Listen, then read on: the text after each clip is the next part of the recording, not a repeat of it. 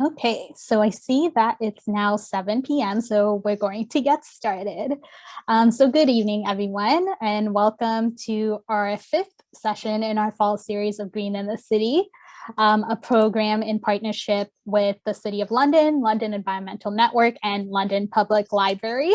My name is Deepika, and I am the Environmental Project Specialist at the London Environmental Network. So we would like to acknowledge the history of the traditional territory and honor the longstanding relationships of the three local First Nations of this land and place in southwestern Ontario. The Attawandaron neutral peoples once settled this region alongside the Anishinaabe and Haudenosaunee peoples and used this land as their traditional hunting grounds. The three longstanding Indigenous groups of this geographical region are the Anishinaabe, the Haudenosaunee, and the Lenapehoik. This land was originally occupied for its majestic forests and flowing rivers. Settlers cut down forests and dammed rivers, altering the natural environment and their culture. The local river, which is known now as the Thames River, originally went by the name Dushkan Zibi or Ashkenazibi, both which roughly translate to Antler River. This river supports humans who all use Nibe water to thrive. As we protect the Nibe, we protect life at the network, and we want to see the local people, animals, and plants thrive in a green and resilient community. We would also like to recognize the three First Nations communities downriver Dushkan Zibi, Chippewas of the Thames First Nation, Oneida Nation of the Thames, and Munsee Delaware Nation.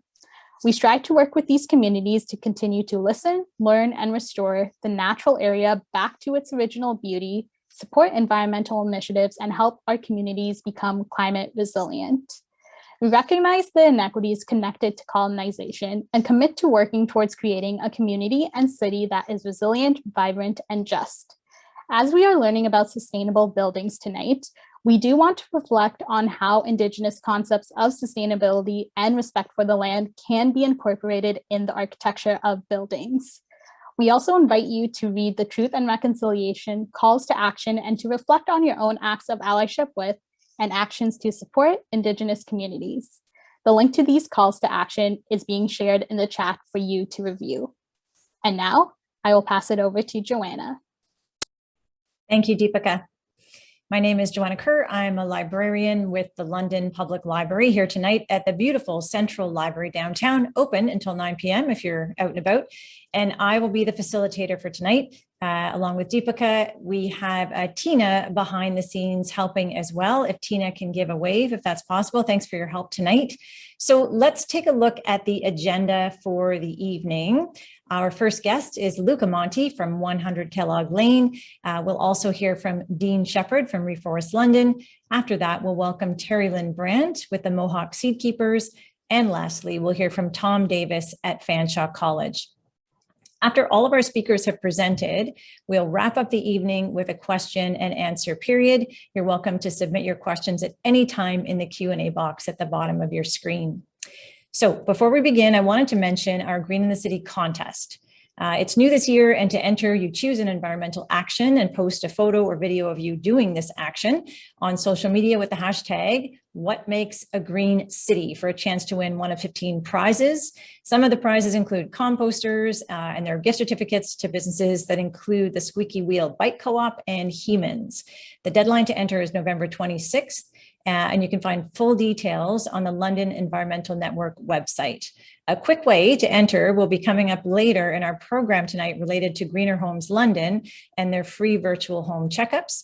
You could post to social media about what you learn or plan to do after visiting the Greener Homes site, which we'll be posting as a link in the chat. So a quick reminder before we get going to submit your questions at any time, as I mentioned in the Q&A box, specify if possible which speaker you're directing your question to, and we'll answer them at the end. We want to keep this a fun, welcoming, and inclusive environment for everyone. However, let's pause right now after all of that information that you've taken in. Let's just pause for a moment before we start. Just acknowledge that we've been looking at our screens for a while now, and I'll invite you. Take a moment, take a breath, look as far as you can right now, whether it's out your window or something in your room where you're sitting. maybe just pause and give our eyes a rest for a moment as we get ready to welcome our speakers, to listen to them, and to hear what they're sharing. As I say, just to acknowledge that we spend a lot of our time looking at a screen, and it's not always great for our eyes and for our engagement with people. So just recognizing that we're all where we are tonight, joined here together. And yeah, so I just wanted to just bring a beautiful image for us to just rest on as we kind of just take a moment for our eyes and our psyches tonight. All right, so let's get into our program. Thank you for sharing that moment with me. I know it's a little different, but just nice to recognize that. Right, so let's move on to our first speaker for tonight, Luca Monti. I'll introduce him. Luca is the Director of Community and Corporate Partnerships at 100 Kellogg. In the 2 years he's been there, he's brought much attention to the property, its vision, and the sense of community that 100 Kellogg stands for. He works with those interested in partnering and holding events in its spaces, as well as marketing. He has a sales and marketing background, but has also come from community theater in London. He has become the face and voice for 100 Kellogg's marketing and ads, and he loves to network out in the community. Thank you for being here, Luca. We are so glad you could join us, and I'll hand it over to you. Thank you very much. So glad to be here. Welcome everyone tonight. Like myself, I'm sure you had on your mind of all the positivity things going on in London, and with this specific topic that we're talking tonight. I think it should be on everyone's mind going to this climate change in the world and everything. So I'm going to kick things off with a slideshow that I put together that'll show some visuals talking about the space that I work at. And if no one has been to where I work at 100 Kellogg, you've either heard of it, maybe you think it's something different than what it is, but I do invite anyone who's never had a chance to come see it. You can contact myself. I'd love to give a tour and show you the different spaces, but for now, I'm just going to do it through this, okay? So I'm just going to share my screen with you.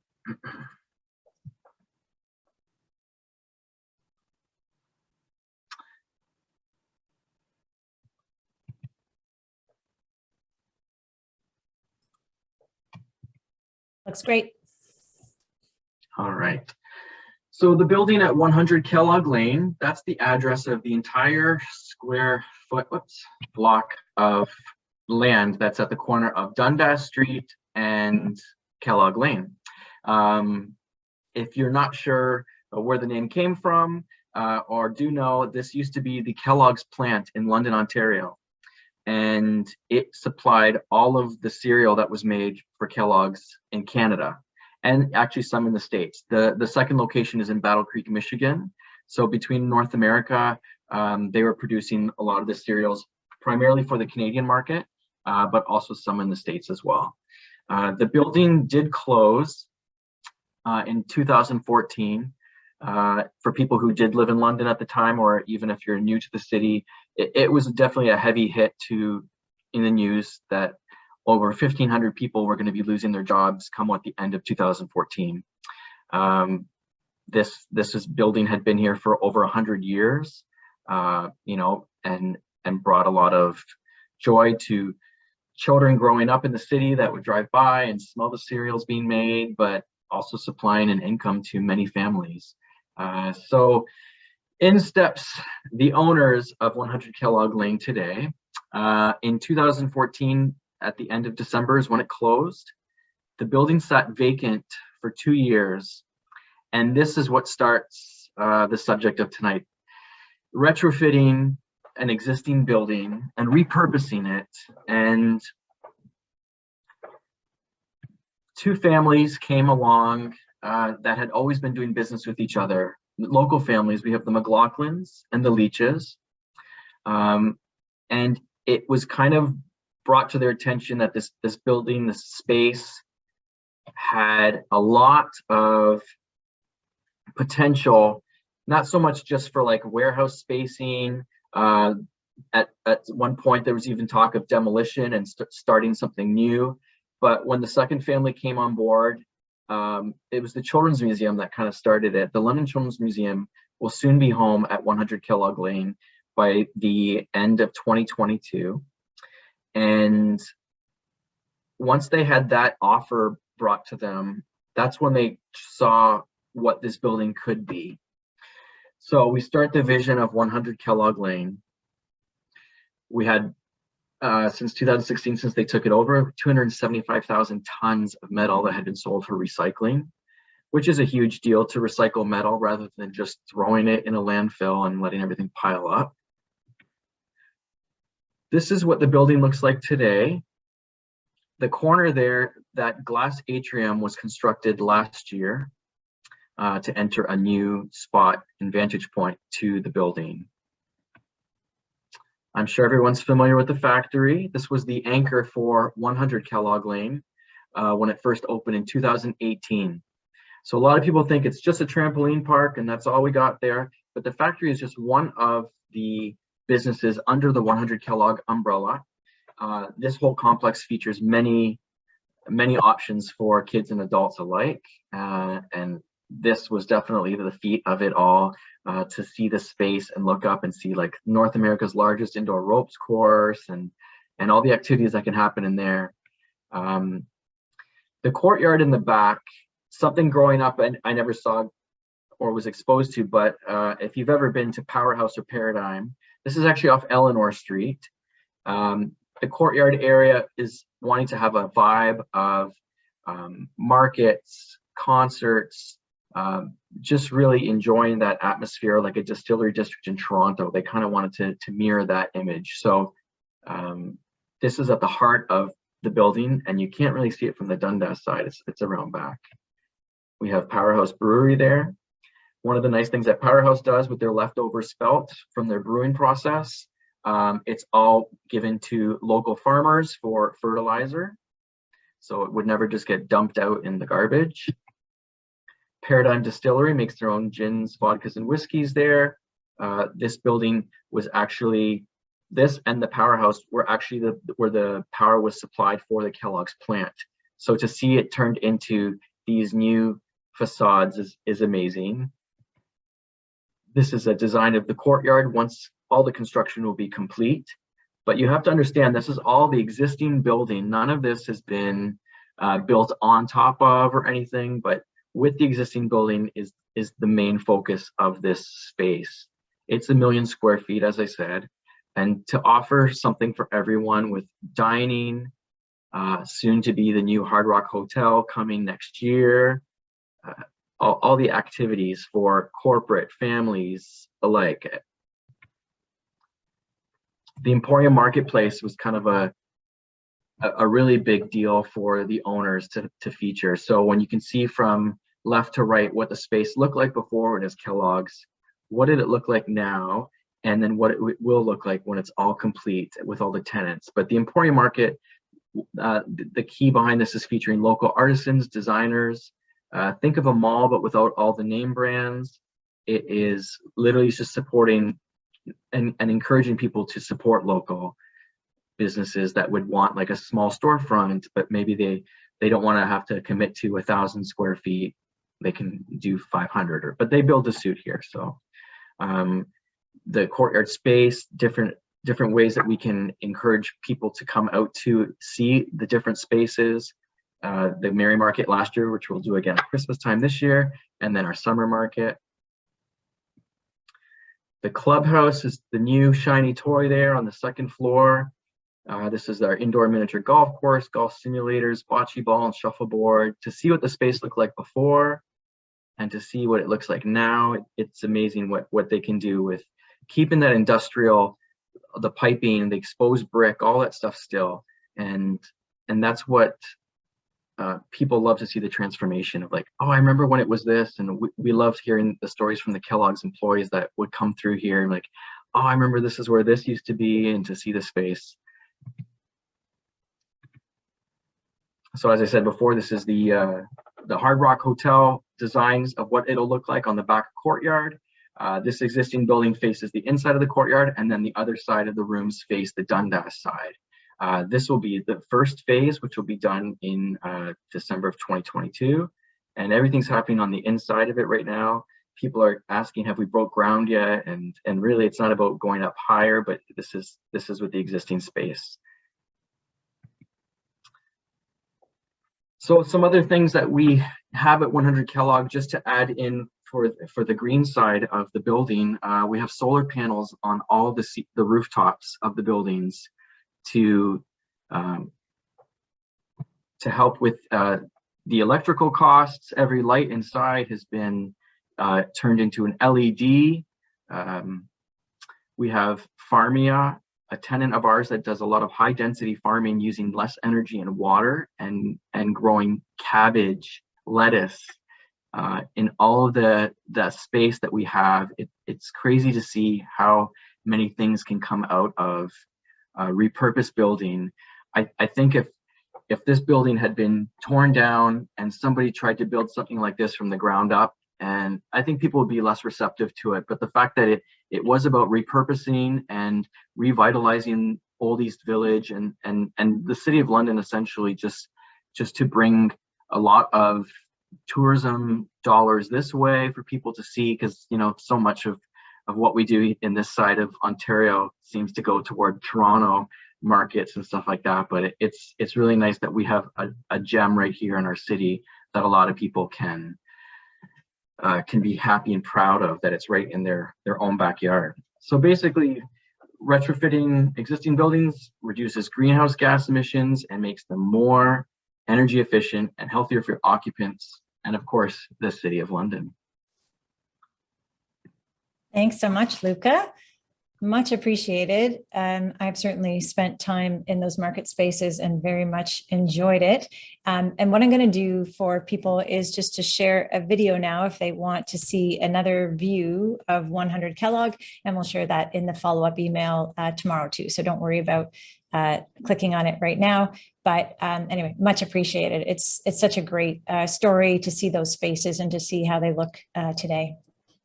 Terrific. All right. So we're going to move to our next speaker tonight. I'll introduce Dean Shepherd.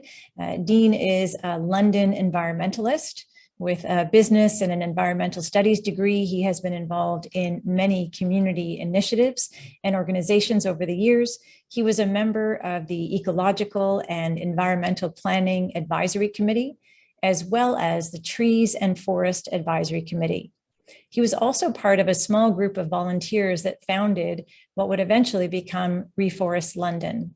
Today, he is executive director for Reforest London and teaches in the Masters in Environment and Sustainability program at Western University. So I'll pass it off to Dean. Welcome.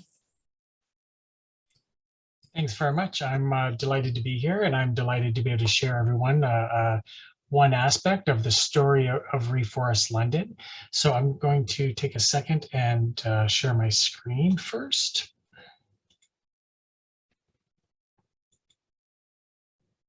All right, Joanna, are we all good to go? Can everyone see? Looks great. Good. It's always hard to tell as presenter, so thank you. I'm going to start out with telling you a little bit about Reforest London, of course, just in case someone doesn't know, and also about our new environmental center, and then tie into sustainable buildings. So Reforest London, if you don't know us, our founding mission, of course, was to increase ecological and human health in the city, and we've done that through making sure there's trees in all corners of the city. We're driving a big community challenge to get all Londoners involved, individuals, businesses, in getting more trees in the ground, and that's London's Million Tree Challenge. We actually played a role in incubating and launching LEN in response to a need in the sector. So we're very proud of LEN today. And our newest big project is what the working title is currently Westminster Ponds Centre. But in essence, it's London's first environmental center. If you stop and think about it, it's kind of weird that London's never had an environmental center, but we're going to change that. The vision for this for the center is that we want to create more catalyst for change We want to create a hub for environmental and nature-based programming. And we're lucky enough to have the land to create a campus that can also create co-located, cooperating, mission-related environmental and non-environmental groups. I'm going to talk more about child reach in a minute as an example.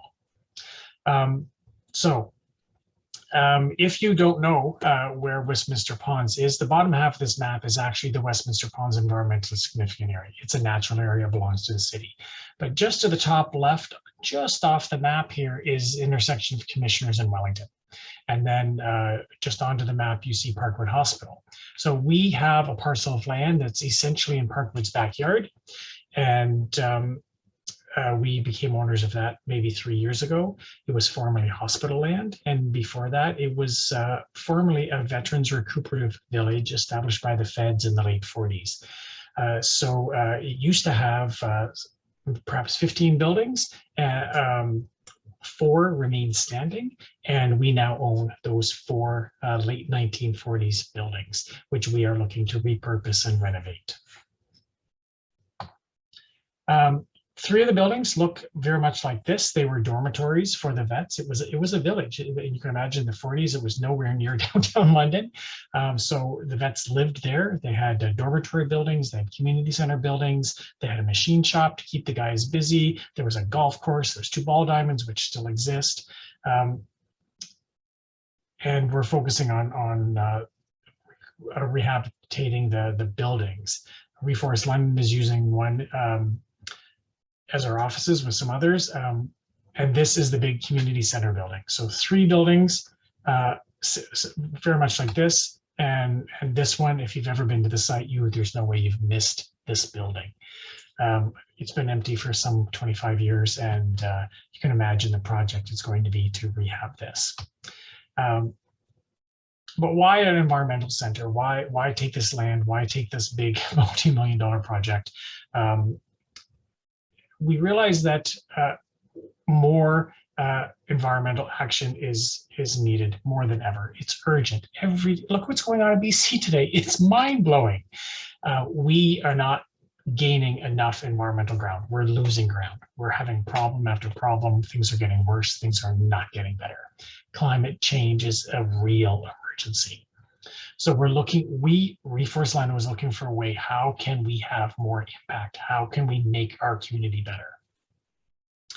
And so we thought through taking this land and creating a center, we could have a lot of the impact that we wanted to make. We're hoping that a high profile center will raise the profile of environmental sector and environmental issues and create a space where lots of organizations can work together for high impact.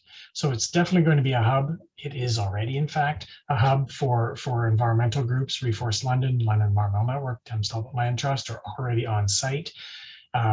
We're also creating a campus. We've got multiple buildings and big land, a campus for mission-aligned non-environmental groups. So it's not just environmental groups that carry the burden or the responsibility or the ability to kind of save us in all these environmental issues. It's going to take everybody. So we have to bring a lot of non-environmental groups to the party, to the mission, to the cause, if we're going to have the level of impact we need.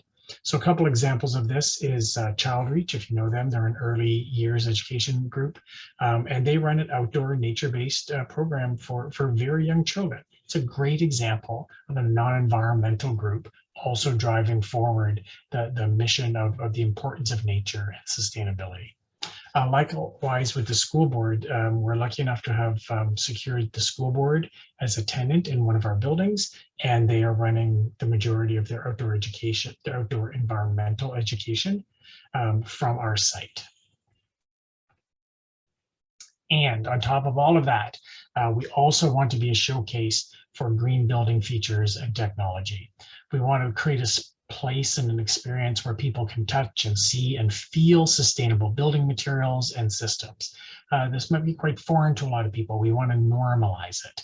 We want to make people realize, oh, that's not so complicated. That's not rocket science. I can do that at my place. Let's do that. And we want to show an example of buildings making progress towards net zero. It's going to be impossible for us as a society to reach net zero without doing extensive building retrofits. They have to increase efficiency, and we have to reduce or eliminate fossil fuels. So we want to walk the talk in our project. We have 4 buildings to renovate, and so that's a lot of opportunity in front of us. Our very first capital project, though, was actually to replace our fossil fuel furnace with geothermal heating and cooling. So what is geothermal heating and cooling? You may have heard of it and maybe not understand exactly how it works. At depth, the Earth has a constant temperature. This is the 101 version, of course. There's a constant temperature deeper in the Earth. So in the summer, it's cooler than the ambient air, and in the winter, it's warmer than the ambient air. And geothermal uses this temperature difference to either pull heat out of the ground, you can imagine we do that in winter, or to push heat into the ground, thus cooling the inside of the building in summer. So it does both heating and cooling. We don't need 2 separate systems for heating and cooling, just one system. So here's a depiction of really the simplicity of the technology. It's a summer and a winter picture, but the technology is the same. It's just a matter of whether or not the Earth is warmer or cooler than ambient air. That's the only difference in summer and winter. So essentially the system comprised of 2 components. It's a loop of piping, which moves your liquid around, which is moving your temperature from below to up or up to below, and a heat exchanger inside your building to pull the heat out into your building or to push the heat down into the water. So it's really just 2 pieces. It's the loops of moving the liquid around and the heat exchanger inside your building to either give heat or take heat. Then you have either a fan to push newly warmed air, for example, through your building, like you would be used to in your house with a furnace, having hot air coming out of registers. Or of course, you can transfer it to water and it would pump to radiators. You may live in a house with radiator heat. So the heat exchanger can do either system. It's the same concept. The piping is really the big part of the project. When you're installing it, you'll hear either a horizontal system or a vertical system. And that's literally what the difference is. You need a lot of piping so you can pick up a lot of heat difference. And so either you do a lot of trenching and run a horizontal piping, or if you don't have the space for that, then you do vertical and use a big drill. It's a very big drill to create the like an oil drill kind of thing to put the loops down into the ground. So Dean, we've got about 2 minutes. Okay, thanks. So our results are that we burn no fossil fuels and that essentially we're running a pump to move the liquid and we're running a fan. So we have no fossil fuels and we're running a couple small electric pieces of equipment to heat our system. So what can you do? We all need to act as much as we can. All buildings need some form of retrofit to reach our climate action goal of net zero. So you likely have influence at 2 buildings, your home and your workplace. Reforest London is not in the business of helping you do this, but London Environmental Network currently is. Our center will be showcasing a lot of programs in the future, but right today, the London Environmental Network is where you need to go. Whether you're looking from the business sector or the residential sector, they can point you to resources and current incentives. There is actually a current incentive for a technology very similar to geothermal. It uses an air source, so it just uses the temperature difference of the inside versus outside air. Same thing as I explained for geothermal, but with air. And there's a current incentive to do that. You can go to their site and you can find residential incentives. You can go to their site and find commercial incentives. Just call them. You're going to love how supportive and helpful they are. And I want to thank you all for coming tonight, and I want to thank you for keep making a difference in your own way. I know everyone's doing something, and we need to keep it up. Thanks so much, Dean. That's terrific. I love that spot out there, and the pictures don't do it justice, but I like what you're saying too about bringing together environmental and non-environmental groups, and that there's no reason to have that separation. And I love that word hub to bring it all together.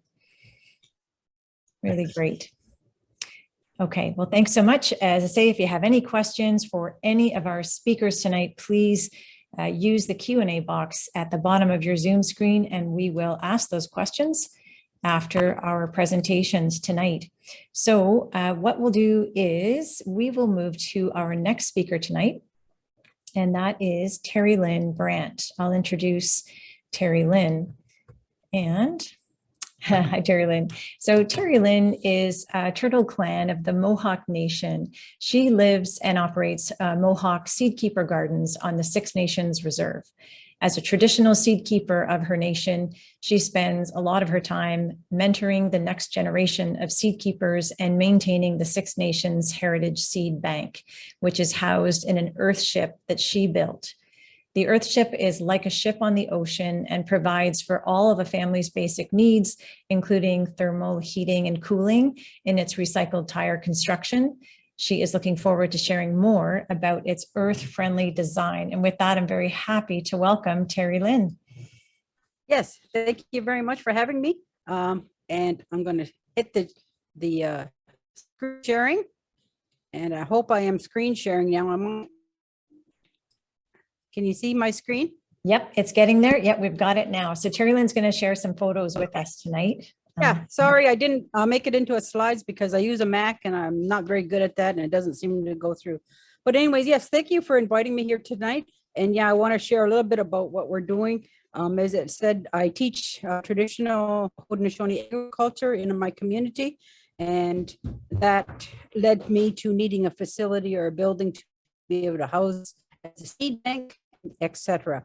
And one of the things I wanted to say about for anybody who ends up becoming involved in anything that becomes green or environmental, you'll find that it's just an awesome group of people.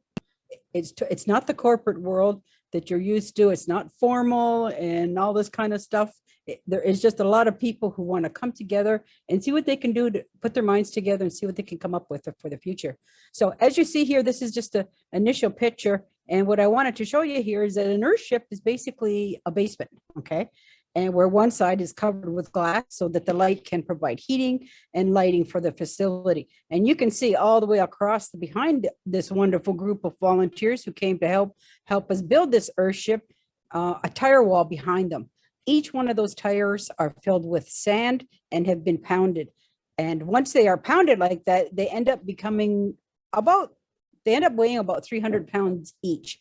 And so that's what creates our thermal mass, okay? So after the walls are built, a little bit of a roof put on, you can see the glass put all the way across the front, and that's to access the solar heat. Sunlight goes in and literally hits on these walls of tires, and that's what helps with the heating up altogether. And they can become, after takes a few years. We've been working on this one for 3 summers now, and slowly the landscaping is getting done and all those other things. At Mohawk Seed Keeper Gardens, we do a lot of traditional seed saving. And so we do a lot of experimentation with things and just helping people to try to remember where everything comes from. Okay.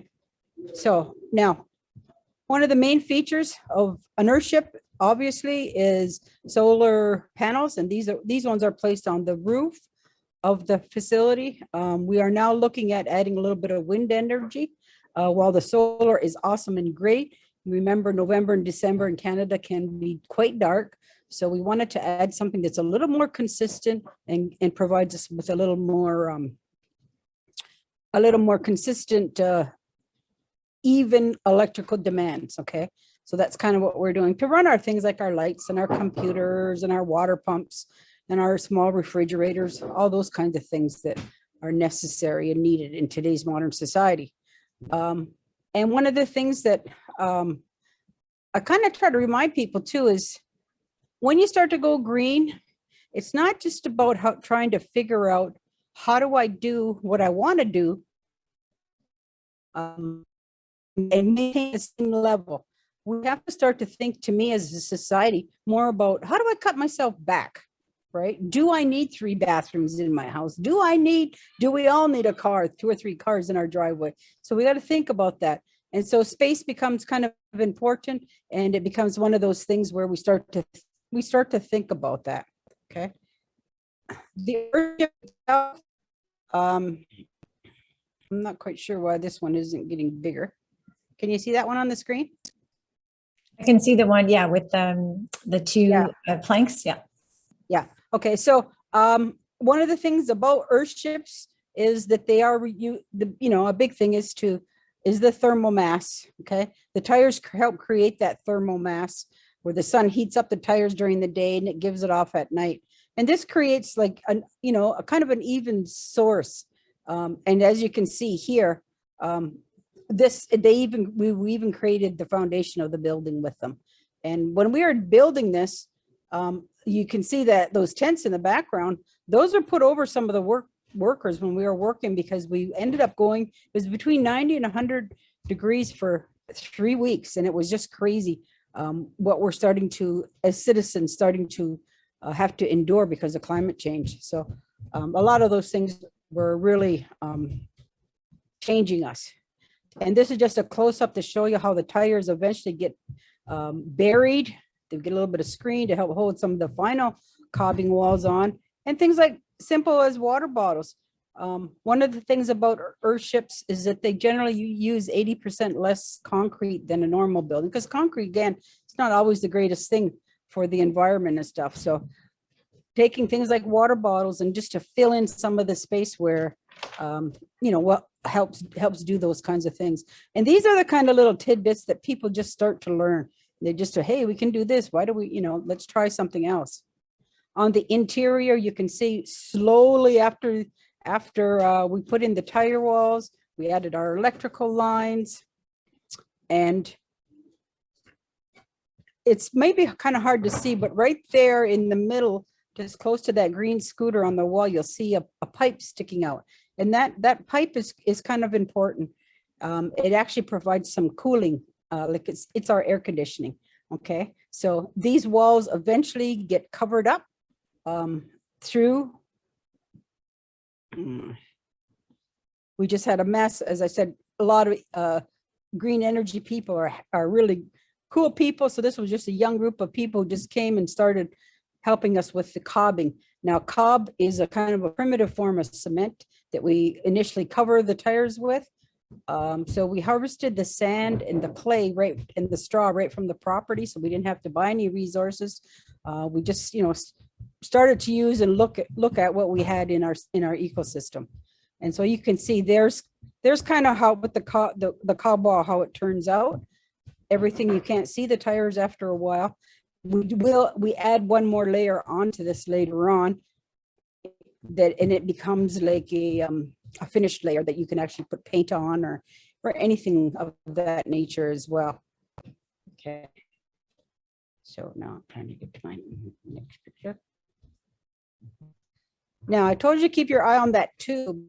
This is the tube that it's about 36 feet long. So it's at the back wall of the earthship itself. And what it does is it sucks in, cools air. So it's kind of our air conditioning unit within the earthship. Okay. Just trying to close some of these windows here.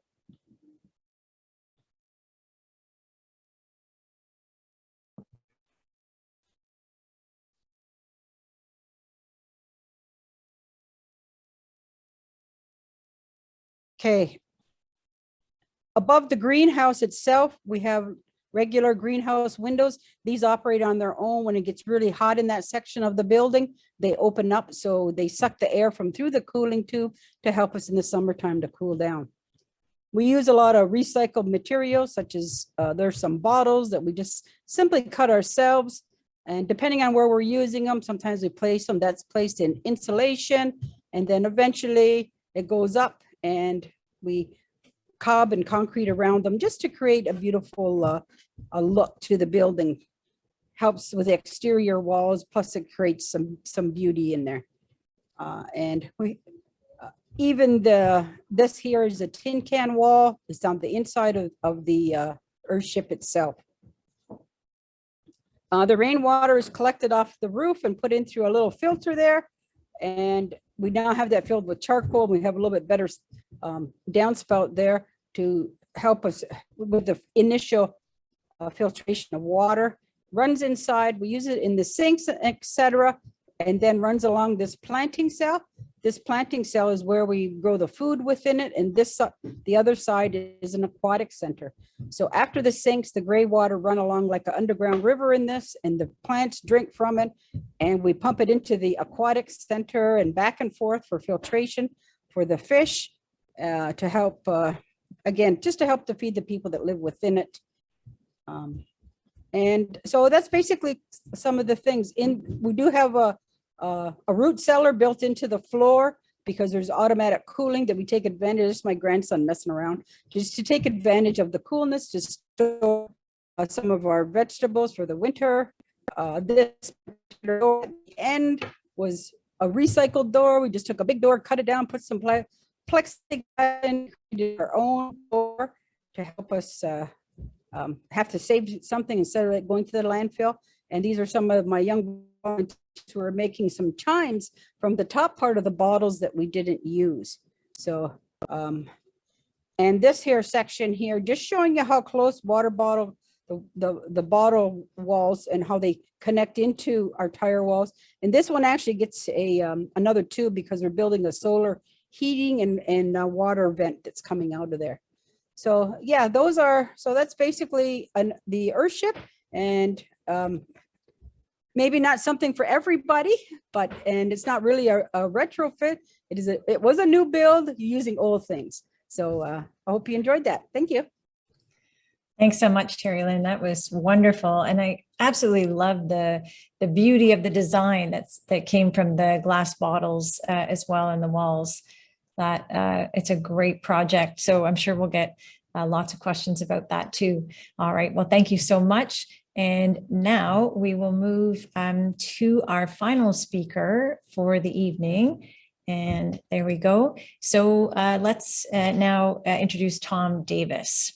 Tom is a professor of building technology, and he is the president of Green Tech Environmental Engineering Limited, with more than 35 years of experience in education, research, consulting, real estate development, and design, construction, and project management for heavy construction projects.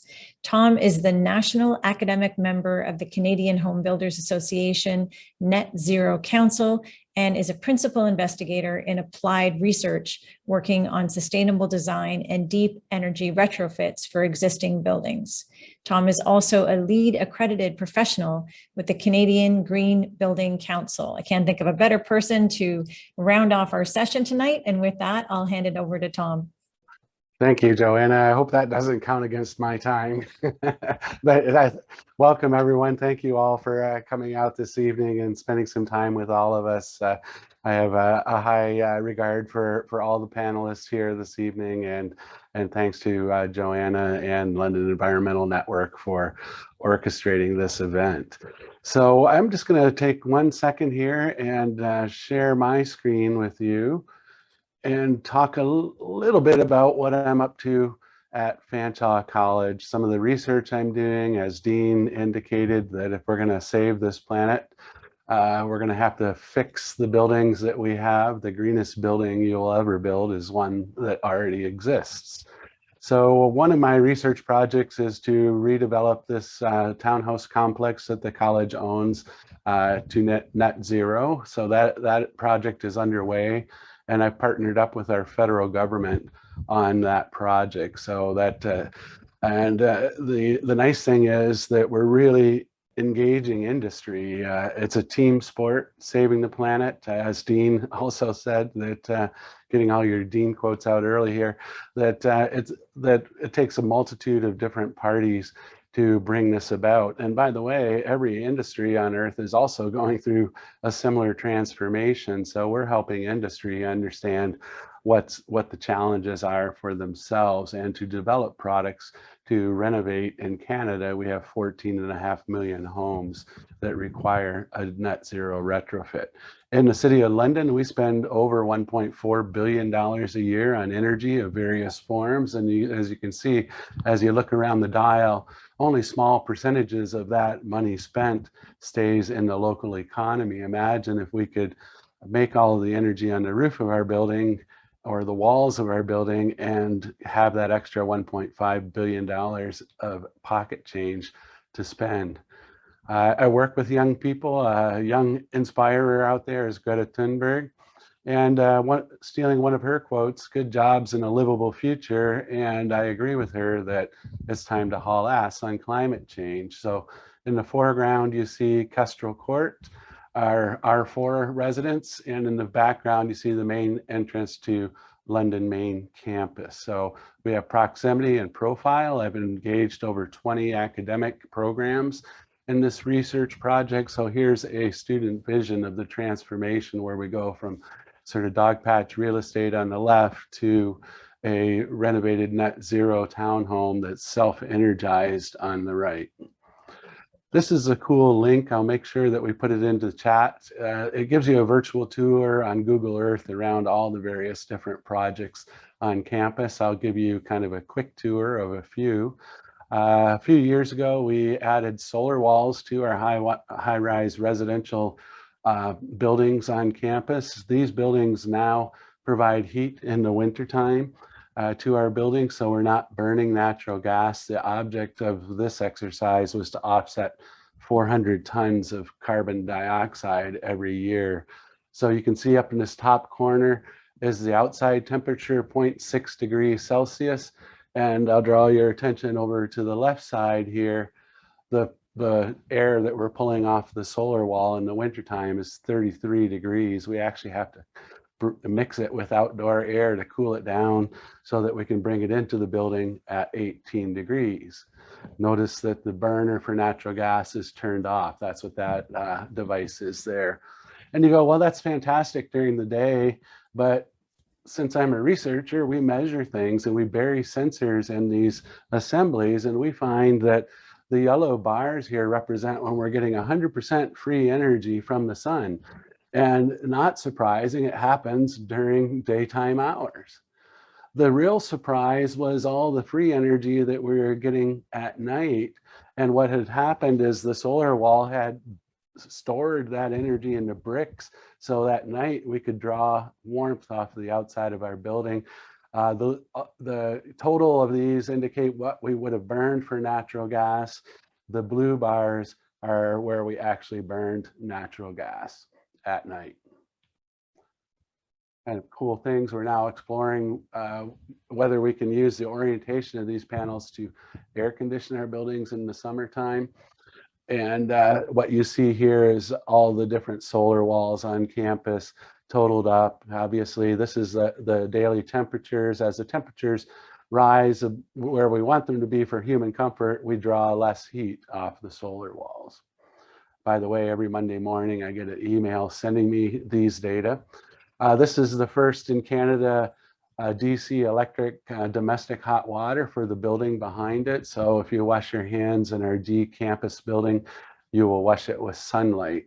And you'll also see on these background walls more solar wall going on in pretty much every orientation except for walls pointing north.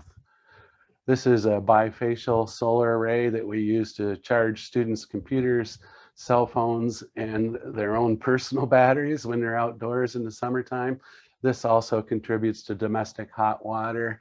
Of course, because it's research, we measure everything. So in just 1 month time, this is indicating we got over 1.2 million watts of energy off of that system. Another little project is to build an off-grid house on campus. So we have electrical power available, but the challenge here was to come up with an approach where we could provide all the power necessary. So behind this array, next fall will be a net zero home constructed by students. All the energy used to build the home will come from this tilt array, and you'll notice we have two different styles of panels so that we can measure the performance and compare them. We've also built a solar carport with electric car charger, and I should mention a vertical axis wind turbine. So not only do we have the power to build the house, we have the power to operate the house in perpetuity along with the family vehicle. No wires attached. On building retrofit on the large buildings, we put a sweater on the outside. So the method is plug all the holes and put the sweater on the outside. So you can see Existing buildings are riddled with holes and they leak profusely.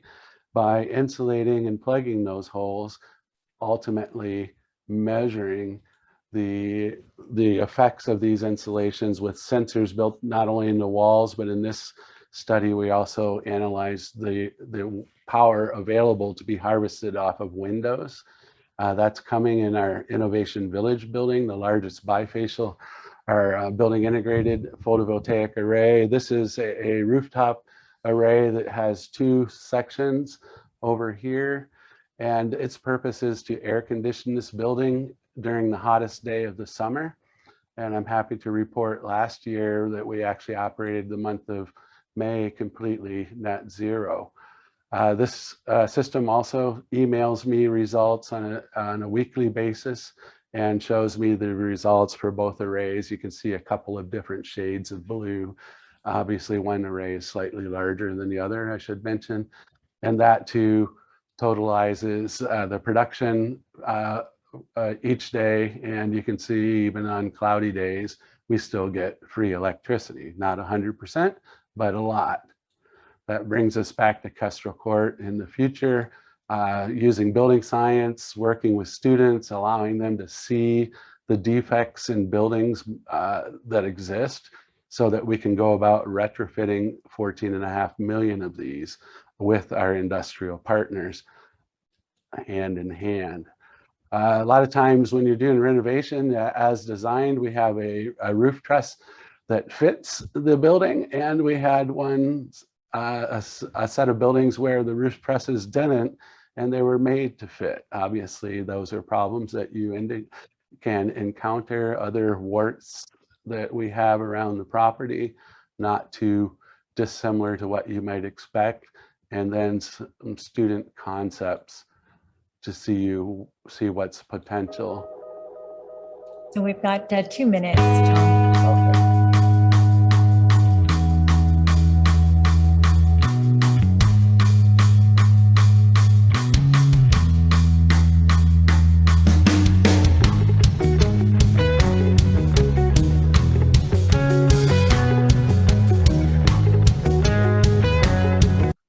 And then just to quickly wind up, when we look at the building, global energy efficiency market, a $300 billion a year business these days. Over the last decade, nearly $1 trillion has been attracted to this. The nice thing about it is we can't export our buildings overseas to be retrofit.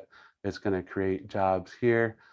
How many jobs? Well, we see 3 times more jobs than fossil fuel technologies, by the way. We're 100%, will be 100% fossil fuel free.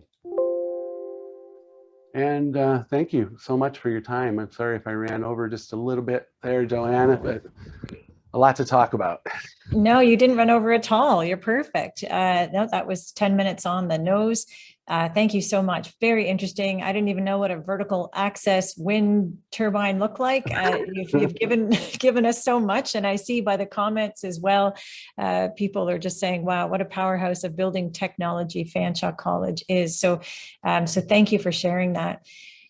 Okay, so we're going to go into our formal question and answer period now. I'll just mention as well that someone had asked to get some information to take a tour of 100 Kellogg Lane. So Luca has indicated he's happy to do that. So anyone else wanting a tour can also certainly let us know, and Luca can get in touch with you, or he can share his contact details. So let's take a look at the questions coming in here right now. A lot of positive comments about everything that we've seen tonight. It's just so nice to have such a variety of stories to share when we're talking about something like building retrofits.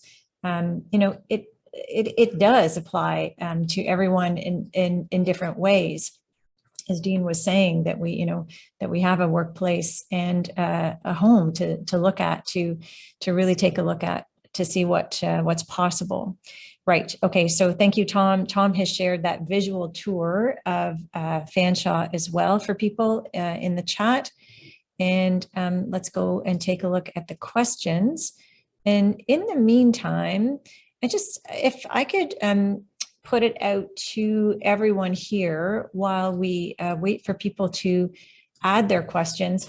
If there's something that you wanted to share, Dean, I might start with you. When we look at the impact of, you mentioned climate change and some of the weather changes that are coming, is there something that you find is like a practical element, like somewhere to start when we're looking at our own homes, we're looking at something just in our own lives that we can make a change? And I mean, certainly feel free to talk outside of formal building retrofits, but looking at how to improve our homes.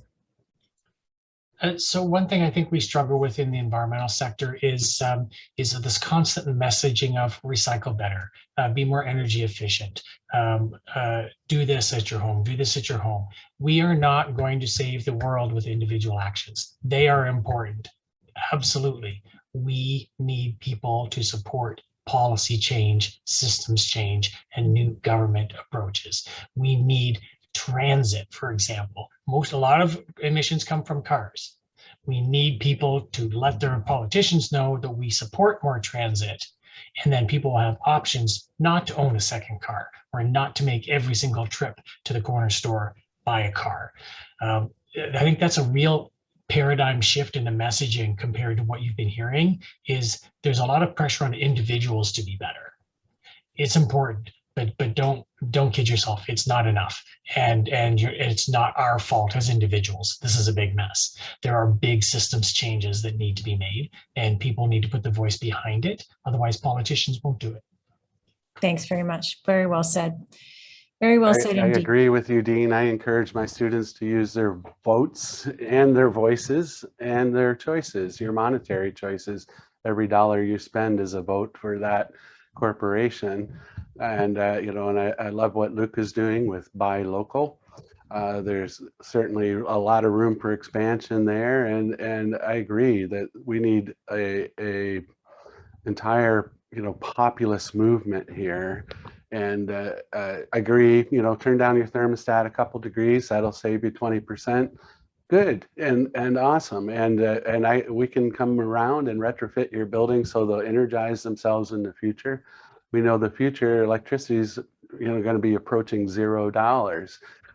It comes free to us, and it's evenly distributed around our planet. We have 10,000 times more energy raining down on our planet every day than we use.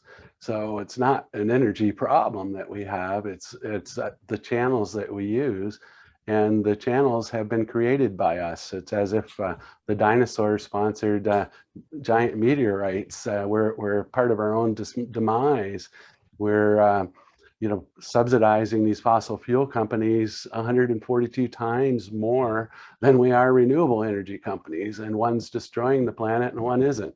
So it's okay to get a little bit angry about it, and take that anger to the ballot box with you, and to the bank. Look at your retirement funds, investment of your savings and where that money is being spent or held or invested. You have a say. Yeah, thank you, Tom. Very well said as well. And I'm seeing some questions come in, so let's turn to those for the moment. I'm just going to go back here so we're getting them. Just positive comments saying thank you. I'm overwhelmed by the projects you've all undertaken in the London area. It's inspirational. I'll be looking to retrofit my home and continue campaigning for retrofit projects at work. And yes, definitely agreeing with Dean on the transit issue. So we do have a question for Tom. Does Fanshawe College have any goals set in the near future with regards to sustainability? So anything coming up? Well, we have goals for sure. Our vision is a future where we can empower students to do this work.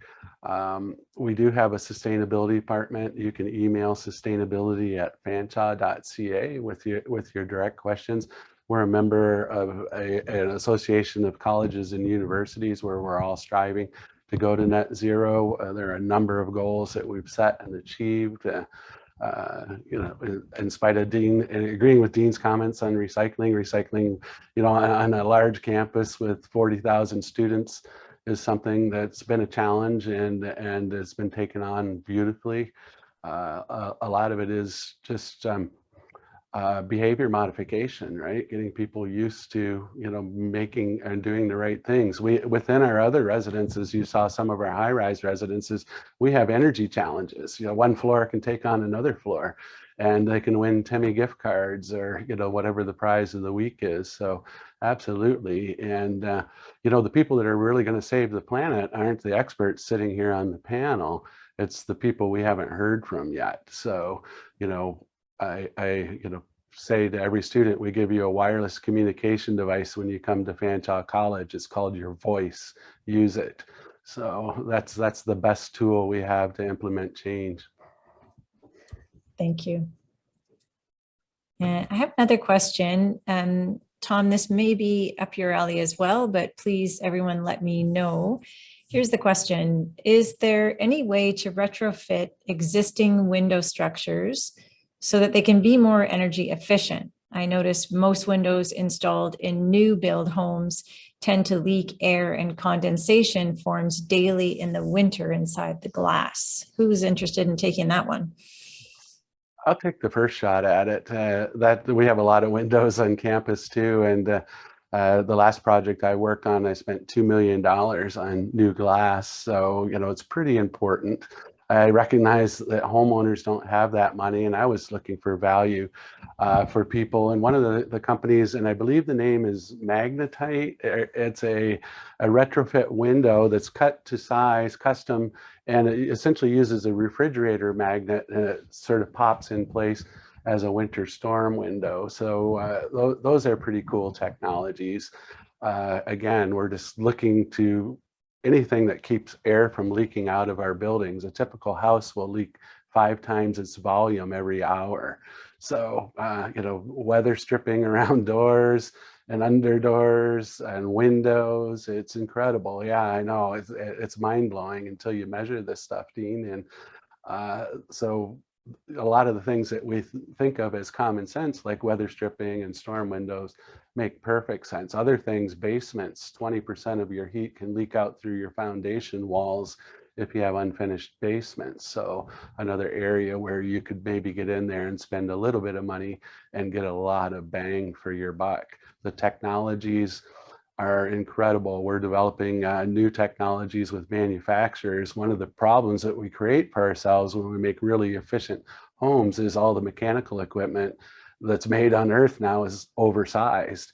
So we're redeveloping new equipment with manufacturers, a lot of promise in air source heat pump technology that Dean mentioned, even in low Arctic temperatures.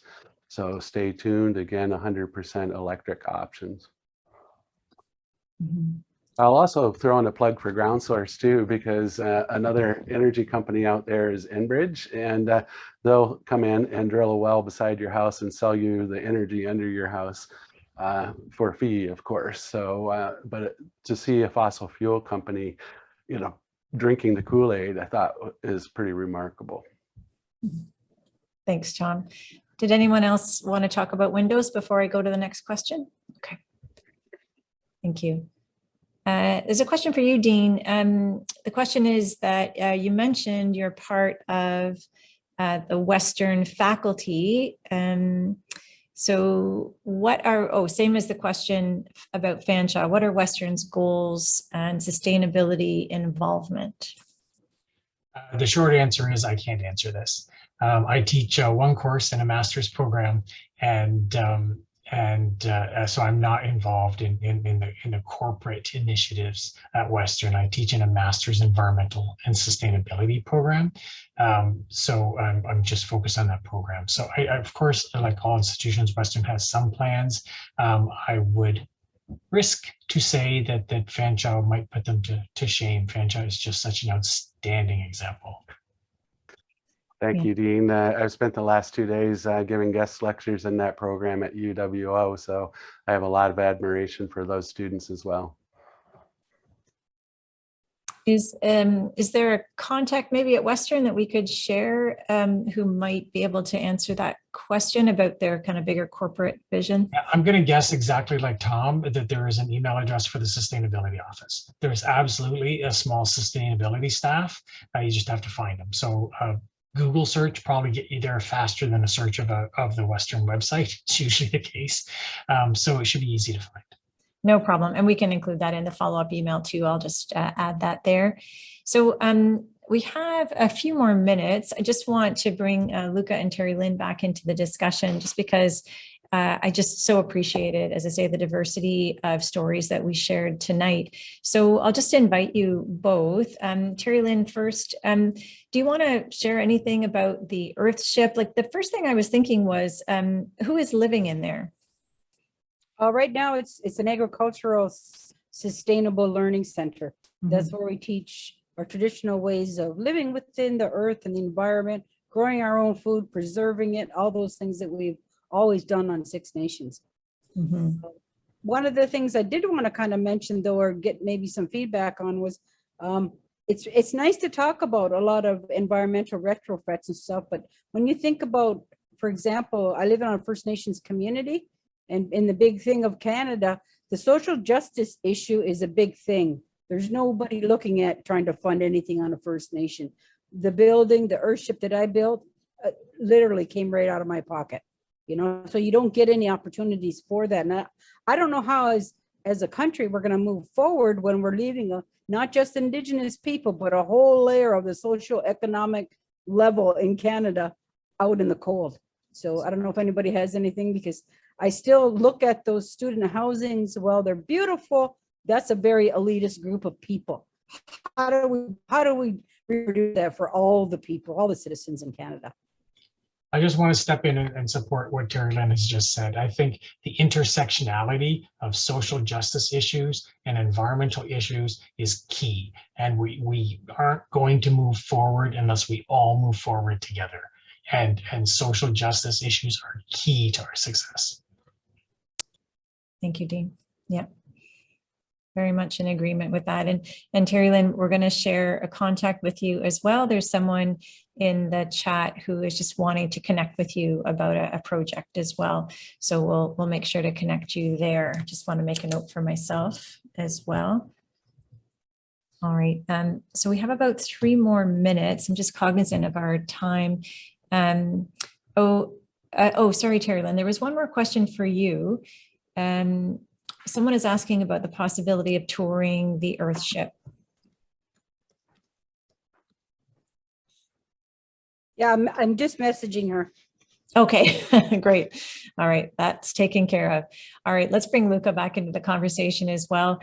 Luca, is there anything you want to share after we've heard all these stories tonight? And you've been very generous in offering tours and connecting with people. Anything else you want to share?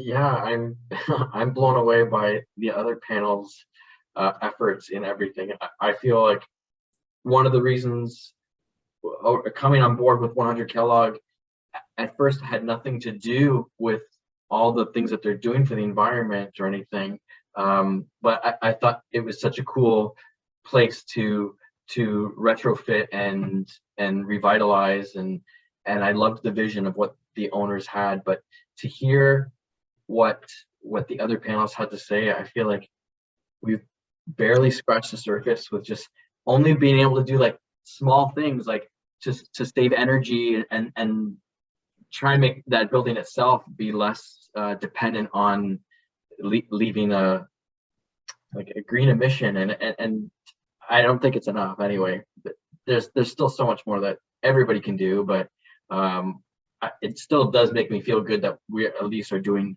some things to move forward with that. So yeah, and maybe some more connections tonight to get some projects going in the future. I'm just saying, but this is it's been, as I say, it's been a pleasure, and thank you all for sharing your time, sharing your very important messages on these issues. And what we'll do now, and thanks Tom too, I saw that you shared the link in the chat with those magnet windows as well. That's good. I just want to make sure we're not missing anybody here. I think we've got it. And as I say, everyone attending tonight or who registered will receive an email. So that's another way to get in touch. But at this point, I will just very graciously thank everyone who spoke tonight. And what I'll do now is I will pass it back to Deepika to share some final words. Thanks. I'm just going to share my screen. Okay, so just a reminder to enter our Green in the City contest by November 26th, and you could have a chance to win one of 15 awesome prizes. You can find more information on our website and in the follow-up email you will be receiving. The email will also include a list of books, ebooks related to tonight's theme as well, so keep an eye out for that.